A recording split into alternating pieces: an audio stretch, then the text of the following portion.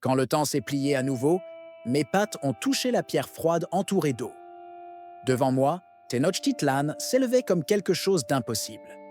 Construite sur le lac Texcoco, elle semblait flotter, soutenue par des canaux et des plateformes avec une précision presque impossible. L'air était humide, imprégné des senteurs de fleurs, de maïs et de fumée rituelle. Les canoës glissaient silencieusement dans les canaux. Le son était organisé, rythmique. Une ville vivante, mais disciplinée. Je me tenais devant quelque chose de pensé, soutenu par des générations. Les temples s'élevaient au loin, comme un axe symbolique. La lumière dorée tissait entre les structures. J'ai vu des prêtres, des guerriers, des marchands. Chacun avait sa place. Il n'y avait pas d'improvisation, il y avait de l'ordre. Et dans cet ordre, il y avait un vrai pouvoir, établi, incontestable. Mes yeux parcouraient la ville depuis une plateforme proche. Je sentais l'harmonie comme quelqu'un qui connaît la musique sur le point de se désaccorder. La brise portait des senteurs, épices, copal, travail organisé. Rien n'était fragile. C'était stable, fort. Tenochtitlan ne concevait pas sa propre vulnérabilité. Aucune civilisation qui connaît son pouvoir ne peut imaginer ce qu'elle ne peut pas comprendre. Ce serait la première faille que j'ai observée ce jour-là.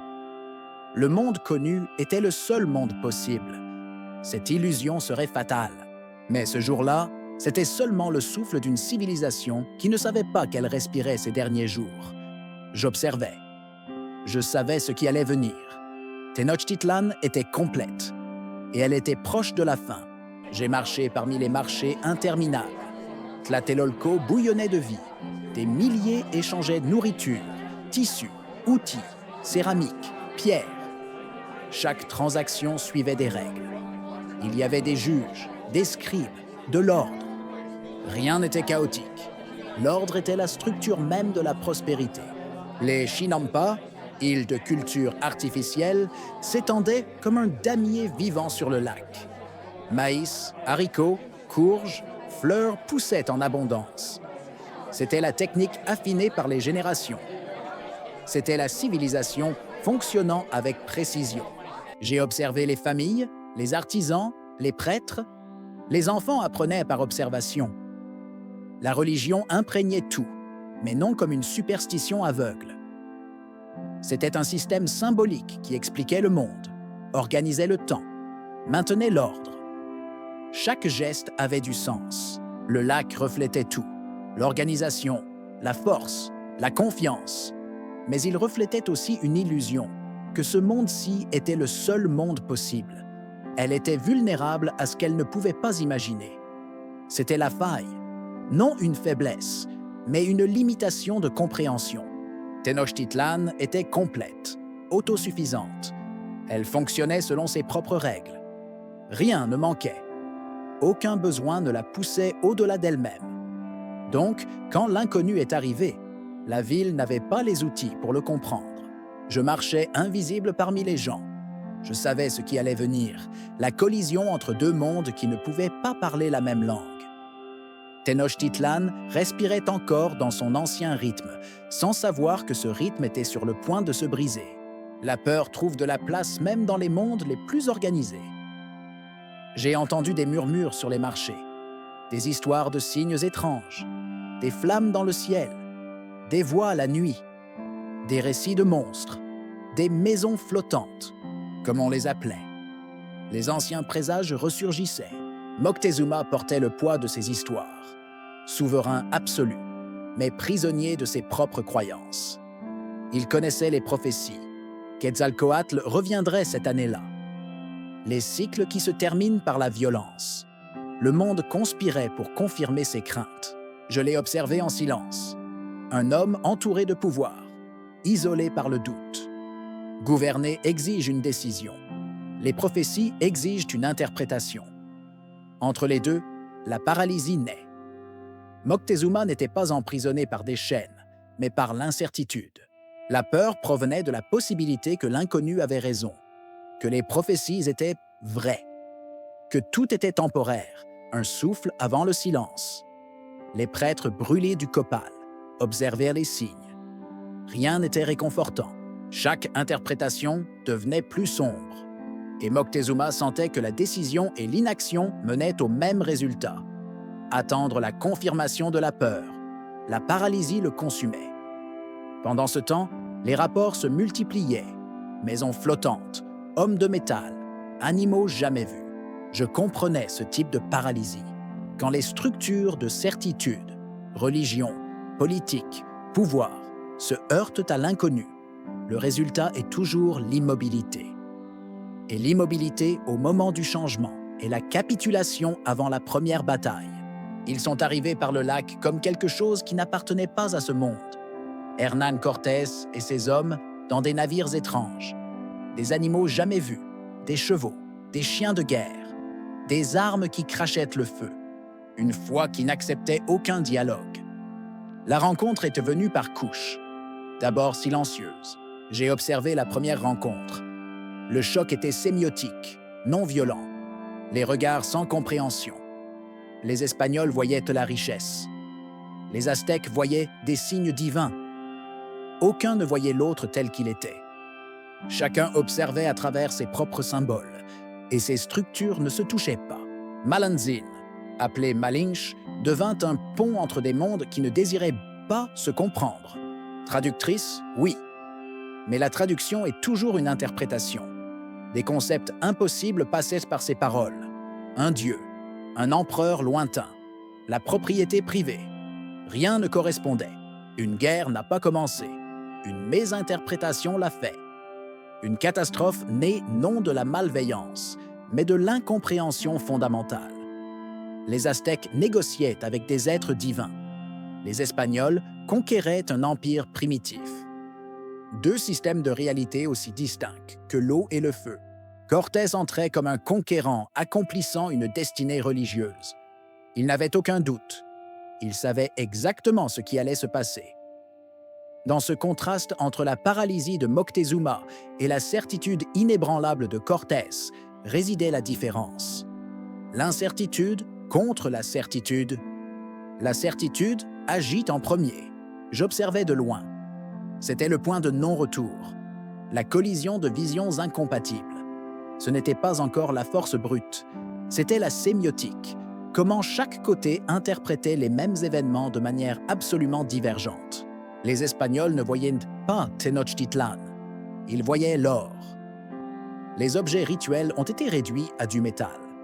Les symboles sacrés sont devenus de la monnaie. Où les Aztèques voyaient une signification cosmique, les nouveaux venus voyaient une valeur quantifiable. L'or parlait plus fort que toute diplomatie.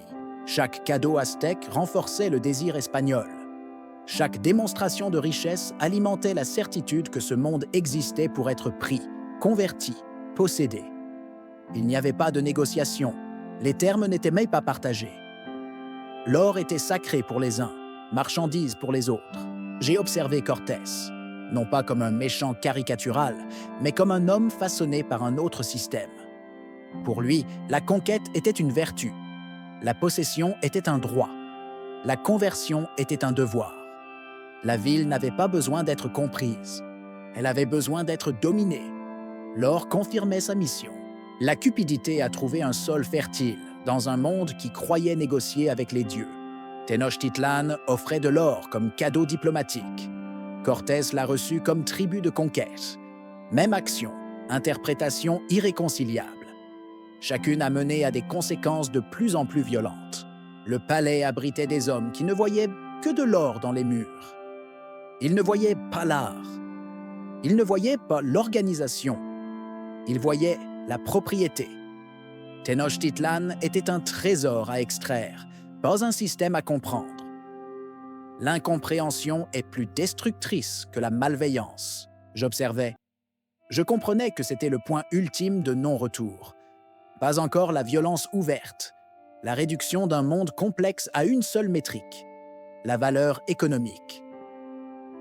Quand un monde est réduit à une métrique, sa destruction n'est pas de la cruauté, c'est de la comptabilité. Moctezuma a été fait prisonnier dans sa propre ville, un souverain entouré de ses sujets, mais contrôlé par des étrangers dans son propre palais. Le pouvoir symbolique s'est brisé. Il n'y avait pas besoin de chaînes visibles. L'autorité magique a simplement disparu. Le peuple a regardé son Tlatoani emprisonné. La structure s'est écroulée. J'ai observé la ville changer. Le silence a remplacé la confiance. La peur a remplacé l'ordre. Le système entier s'est effondré. Il n'y avait pas encore de violence, mais il y avait la mort. La mort de la structure qui avait tenu tout ensemble pendant des siècles. Moctezuma est mort le 29 juin, lors des événements menant à la Noche Triste. La mort entourée d'incertitudes. Le symbole était tombé. Un empire sans symbole n'est que du territoire. Les Espagnols croyaient avoir gagné, mais la tension s'accumulait, invisible. Tenochtitlan bouillonnait sous l'obéissance forcée. Les prêtres effectuaient des rituels en secret. Les guerriers préparèrent les armes. La rage se distillait dans chaque coin silencieux. La ville n'avait pas capitulé. Elle avait seulement posé, comme avant un cri. Les mois s'accumulaient. Les renforts sont arrivés d'Espagne. Les alliances ont été scellées avec les peuples mécontents de la règle aztèque. Cortés ne s'est pas retiré. Il s'est retiré pour revenir plus fort. La ville croyait être en trêve. Elle ne savait pas qu'elle était encerclée. Non par les armes, mais par la politique. J'ai senti le poids de ces mois. Je savais ce qui allait venir. La rupture violente qui transformerait le contrôle invisible en guerre ouverte. La paralysie de Moctezuma avait créé un vide. La certitude de Cortés le remplirait. Tenochtitlan deviendrait le champ de bataille de sa propre incapacité à comprendre. La violence a éclaté quand la patience aztèque s'est terminée. Les sacrifices ont été interrompus. Les massacres lors des cérémonies. La ville a réagi. Dans la Noche Triste, 30 juin au 1er juillet 1520, les Espagnols ont fui sous une attaque féroce. Beaucoup se sont noyés, traînés par le poids de l'or. J'ai vu des corps dans les canaux. Le sang mélangé à l'eau. La ville a cru qu'elle avait gagné. Cortés s'était retiré. La Noche Triste était la victoire. Tenochtitlan ne savait pas qu'elle venait seulement de commencer à perdre. Entre ce moment et août 1521, 11 mois ont passé. 11 mois de réorganisation. Cortés a rassemblé des renforts massifs. Il a construit des brigantines pour contrôler le lac. Il a négocié des alliances avec les peuples qui ressentaient la domination aztèque. La ville croyait se rétablir. En réalité, elle était encerclée, non par les armes, mais par la stratégie. Quand je suis revenu, en août 1521, j'ai trouvé un siège méthodique, implacable, absolu. Tenochtitlan était complètement isolé. Les canaux ont été bloqués. La nourriture n'est pas arrivée. Les alliances militaires avaient disparu. L'Empire était emprisonné dans sa propre couronne d'eau.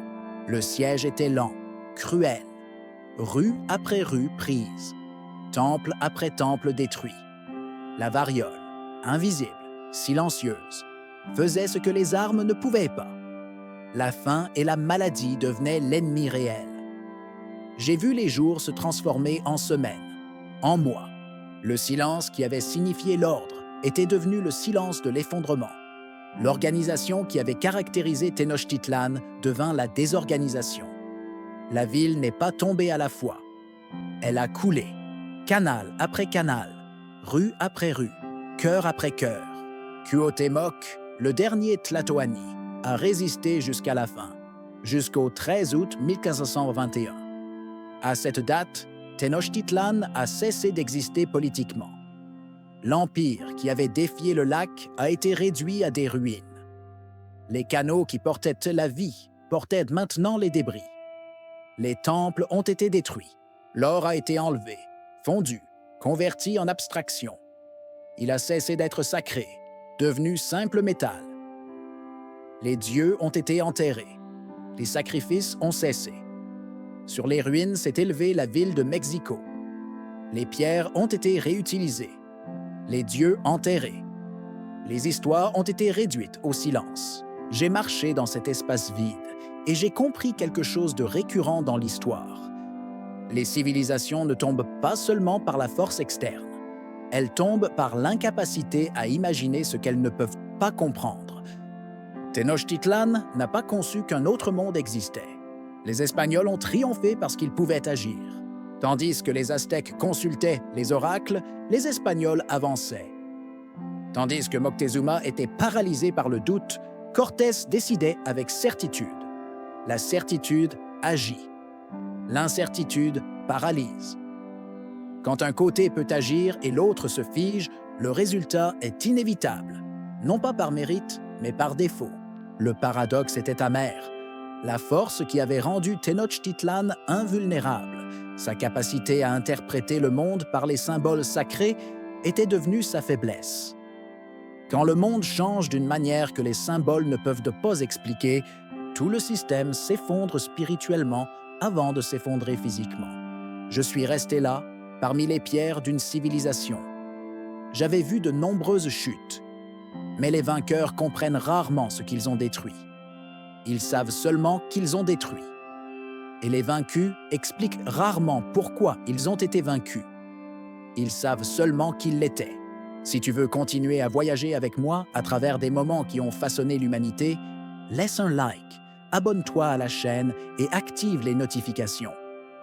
Le temps garde beaucoup d'histoires. Certaines brillent comme de l'or, d'autres restent enterrées.